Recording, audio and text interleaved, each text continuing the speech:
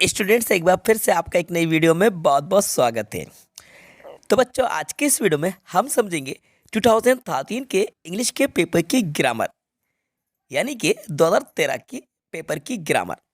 तो वीडियो को स्टार्टिंग से लेकर एंड तक ज़रूर देखिएगा, क्योंकि स्टूडेंट्स ये जो सीरीज़ चलाई जा रही है, ये सीरीज़ आपके लिए काफ़ी ज़्यादा इम्पोर्टेंट है, क्योंकि लास्ट 10 ईयर्स के इंग्लिश के पेपर की ग्रामर हम सोल्व कर रहे हैं वन बाय वन।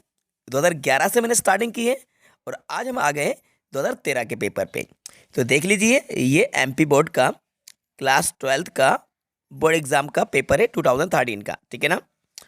और हम चलते हैं डायरेक्टली सेक्शन सी की तरफ, जो कि हमारा ग्रामर का पोर्शन है, ठीक है। तो ये रहा हमारा सेक्शन सी। अब ज़रा हम इसको समझ लेते हैं। क्वेश्चन आपका 7 है, ठीक है। फिल इन द ब्लैंक्स को पहले समझ लेते हैं। पहला क्वेश्चन है, आई think it blank space rain today. Option हमारे सामने नंबर फर्स्ट पे मे है, सेकंड पे माइट है, थर्ड पे कांट है और कुडंट है। जल्दी से ज़रा राइट आंसर कमेंट्स बॉक्स में जाकर कमेंट्स करके बताओ। वीडियो को पॉज कर लेना। अब ग्रामर आपको समझ में आने लगी होगी और ग्रामर आपसे बनने भी लगी होगी, अगर आप कंटिन्यू हमारी ग्रामर की वीडियोस को देखते आ रहे हैं तो। चलो समझ लेते हैं राइट आंसर क्या होगा। I think it rain today. तो देखो, यहाँ पर पॉसिबिलिटी वाली बात चल रही है और पॉसिबिलिटी के लिए हम मे का यूज़ करते हैं। तो बच्चों, हमारा राइट आंसर होगा main. I think it may rain today. मुझे लगता है कि आज बारिश हो सकती है। तो ये जो मे है, मे का यूज़ करते हैं हम पॉसिबिलिटी के लिए, संभावना के लिए, और परमिशन लेने के लिए और परमिशन देने के लिए भी मे का यूज़ किया जाता है, ठीक है। तो may is the right answer. आगे बढ़ते हैं क्वेश्चन बी की तरफ। The tallest of this boy is next door to me. Option हमारे सामने हैं have lived, have living, live या फिर लिव्स। आपका टाइम स्टार्ट होता है, जल्दी से राइट आंसर कमेंट्स कीजिए। चलिए, टाइम आपका ओवर हो गया है। अब समझ लेते हैं राइट आंसर क्या होगा। बच्चों, इसका जो राइट आंसर होगा वो होगा फोर्थ वाला, lives. The tallest of these boys lives next door to me. अब बात को जरा समझो कि यहाँ पे लिव्स क्यों आया, ठीक है। बॉयज है लेकिन लिव राइट आंसर है, एस वाला, ये वाला लिव्स। देखो भाई, कि the tallest of these boys, जैसे कि मैं यहाँ पे कुछ लड़कों को खड़ा कर देता हूँ। ये कुछ लड़के खड़े हुए हैं, ठीक है, और एक आध यहाँ पे खड़ा कर देते हैं। अब इतने जो लड़के हैं, अब इन लड़कों में से सबसे लंबा जो लड़का है, ठीक है ना, वो मेरे बाजू में रहता है। सबसे लंबे की बात चल रही है, तो अब ये भाई कितने हैं लंबे लड़के? एक ही है ना, टॉलेस्ट एक ही है ना। तो बस इसी के बारे में बात चल रही है, तो हम यहाँ पर लिव में एस लगा देंगे, लिप्स होगा, क्योंकि यहाँ पे ये जो सब्जेक्ट है ये सिंगुलर है।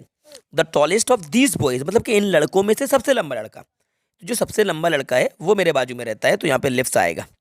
समझ में आ गया होगा, ठीक है। आगे बढ़ते हैं। ये आपका scene, my grandfather is hard hearing. बच्चों, हार्ड के साथ तो ऑफ का यूज़ होता है, तो बस यहाँ पे ऑफ लगा दीजिएगा। माई grandfather is hard of hearing. Hard of hearing का मतलब होता है डीफ, और डीफ का मतलब होता है बेरा ना। One who is unable to hear, जो सुनने में अनेबल होता है उसको डीफ बोलते हैं, यानी कि हार्ड ऑफ हेयरिंग। आगे बढ़ते हैं क्वेश्चन डी की तरफ। He was late yet he was able to catch the bus. चलो आंसर कमेंट्स करो। काफ़ी ज़्यादा इंपॉर्टेंट क्वेश्चंस आपके लिए लेकर आ रहा हूँ। जितने भी क्वेश्चंस हम यहाँ पे कवर कर रहे हैं, ये सारे क्वेश्चंस इंपॉर्टेंट हैं, क्योंकि ग्रामर का लेवल यही, इस तरह से क्वेश्चंस आते हैं जी। आंसर आपने यहाँ पे देख लिए होंगे, इन आंसर को आप अवॉइड कर दीजिए, ठीक है। इन आंसर को आप अवॉइड कर दीजिए, ठीक है।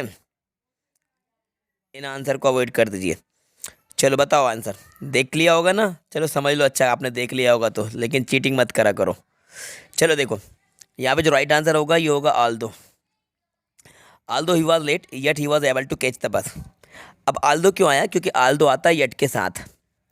येट अगर सेंटेंस में आया तो उससे पहले आल्दो आता है। आल्दो का पेयर येट से बनता है, तो although he was late yet he was able to catch the bus. बस आपको यहाँ पे आल्दो लगाना है, ठीक है। सेकंड वाला, he did not have milk. Sentence negative है और नेगेटिव में एनी लगता है, तो नेगेटिव सेंटेंस में एनी का यूज़ होता है, तो एनी। अब देख लो आंसर। पहले का मे था, दूसरे का लिव था, फिर ऑफ था, आल्दो था और ये एनी था, ठीक है ना। क्यों था?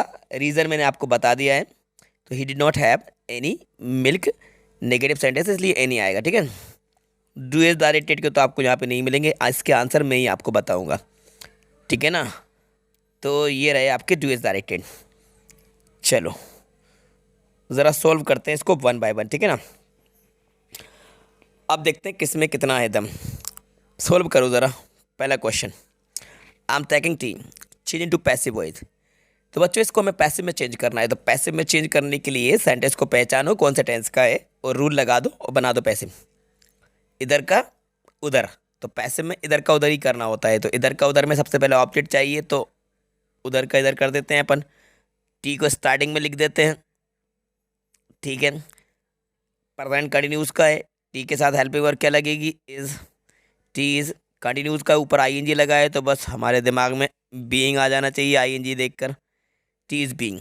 और सारे पैसिव वॉइस में वर्ब की थर्ड फॉर्म यूज़ करते हैं। तो टी इज बीइंग, टेक की थर्ड फॉर्म क्या होती है, टेकन, है ना। T is being taken. इतना भी अपना आंसर हो सकता है, इतना भी आंसर आपका हो सकता है, टी इज बीइंग टेकन।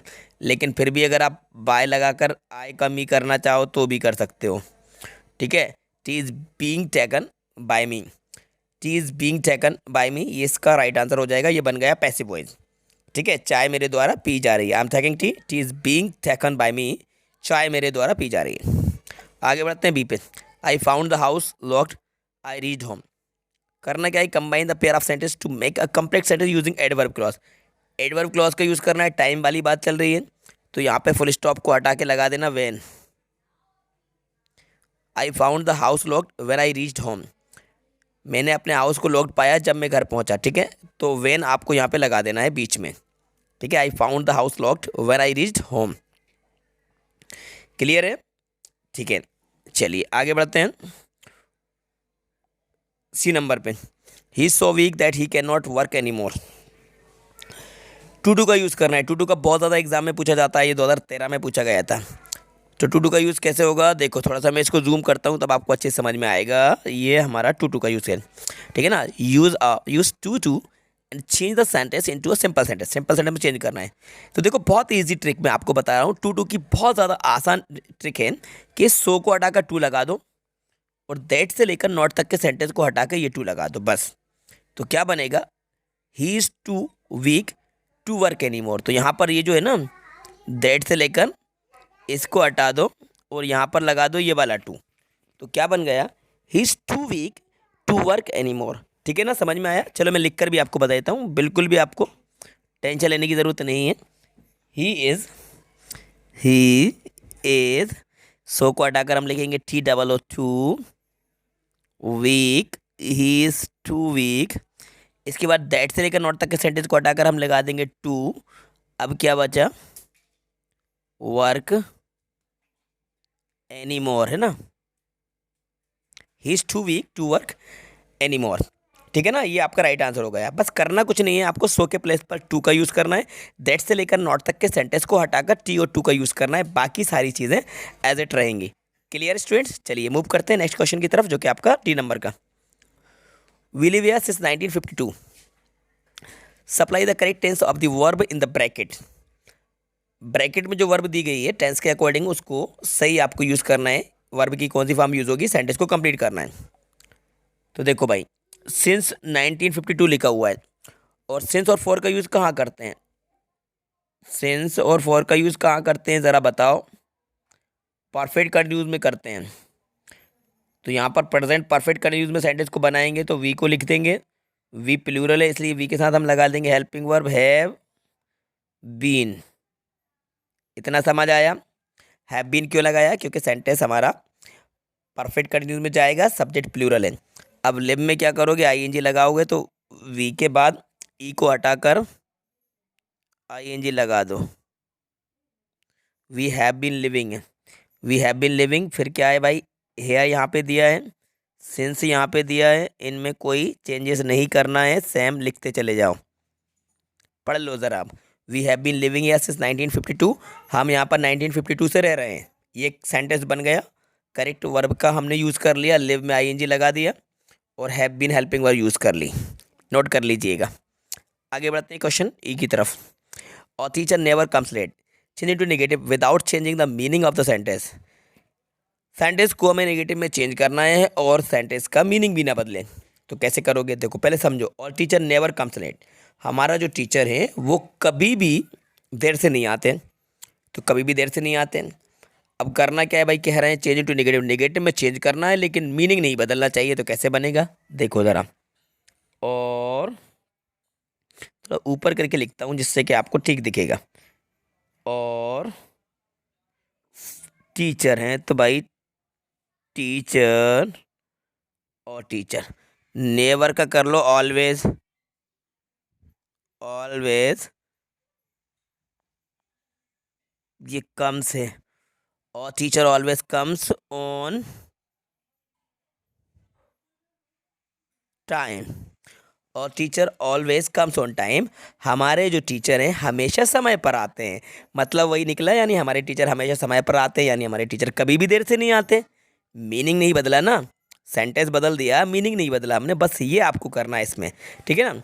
और teacher always comes on time होगा, ठीक है, ऑन टाइम कर देना, नेवर को ऑलवेज से रिप्लेस कर देना। चलो आगे बढ़ते हैं। क्वेश्चन एफ नंबर का जो कि लास्ट है, देयर इज नथिंग गुड और इविल, इट इज और thinking in which makes it so, combine the above sentence into a compound sentence using a suitable conjunction, but and, but या and में से कोई एक सुटेबल कंजक्शन यूज करना है। तो कुछ नहीं करो, दोनों सेंटेंस के बीच में बट लगा देना। क्या लगा दोगे, बट, तो क्या बनेगा, देयर इज नथिंग गुड और इविल, अच्छा और बुरा कुछ भी नहीं होता है, किंतु ये हमारी सोच है, इट इज़ और थिंकिंग, ये हमारी सोच है विच मेक्स इट, जो इसे ऐसा बनाती है। अगर हम अच्छा सोचते हैं तो अच्छा होता है, हम बुरा सोचते हैं तो बुरा होता है, ठीक है ना।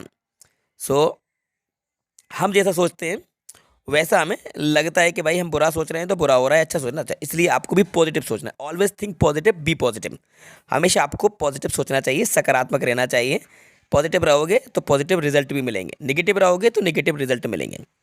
ये बात मैं आपसे इसलिए कह रहा हूँ कि आपको भी पॉजिटिव ही रहना है। सेंटेंस तो है लेकिन ये मैं आपको भी बताना चाहता हूँ कि आपको पॉजिटिव रहना चाहिए, ऑलवेज भी पॉजिटिव। लेकिन सेंटेंस में यहाँ पे बट भरना है आपको, है ना। देयर इज नथिंग गुड और इविल बट इट इज़ और thinking which makes it so, ठीक है ना। तो बट आपको दोनों सेंटेंस के बीच में लगाना है, जब आप बीच में लगाएंगे तो फुल स्टॉप हट जाएगा, ठीक है स्टूडेंट्स। तो इस तरह से मैंने आपको 2013 ये हमारा 2013 का पेपर था, और ये आपकी ग्रामर थी, ठीक है। स्क्रीनशॉट लेना चाहो तो ले सकते हो, ये लो स्क्रीनशॉट लेना चाहो तो ले लो, या फिर आप बिल्कुल भी परेशान मत हो, मैं इसकी पीडीएफ हमारे टेलीग्राम ग्रुप पर डाल दूंगा, वहाँ से आप पूरा का पेपर ले लेना, ठीक है। इसकी पीडीएफ टेलीग्राम ग्रुप पर आपको मिल जाएगी, टेलीग्राम ग्रुप ज्वाइन कर लीजिए, लिंक आपको डिस्क्रिप्शन बॉक्स में मिल जाएगी, ठीक है ना स्टूडेंट्स। तो इस तरह से हमने 3 साल के पेपर को कवर कर लिया है। अब बचे हुए हैं 7 साल के, वो भी मैं आपको जल्दी कवर कराऊंगा। लेकिन उससे पहले छोटी सी मेरी आपसे एक रिक्वेस्ट है कि आपके कहने पर ये सीरीज़ चलाई जा रही है, तो आप हमारी वीडियो को लाइक करो, अपने सभी दोस्तों के साथ शेयर ज़रूर करा करो, और चैनल पर नए नए आए हो तो चैनल को सब्सक्राइब कर लेना। पहले की वीडियोज़ नहीं देखी है, आप हमारे चैनल के प्लेलिस्ट पर जाइएगा, वहाँ जाकर ग्रामर को सेलेक्ट कीजिएगा या क्लास 12 को सेलेक्ट कीजिएगा, वहाँ देखेंगे तो आपको सारी टॉपिक्स की वीडियोस देखने को मिल जाएंगी, या फिर मैं आपको उनकी लिंक डिस्क्रिप्शन बॉक्स में दे दूंगा इस वीडियो के, तो वहाँ से भी आप वीडियोस को देख सकते हैं। तो जल्दी से इस वीडियो को लाइक कर दो, अपने दोस्तों के साथ शेयर करने में बिल्कुल भी देरी मत करना, और चैनल पर नए हो तो चैनल को सब्सक्राइब भी कर लेना। Thanks for watching.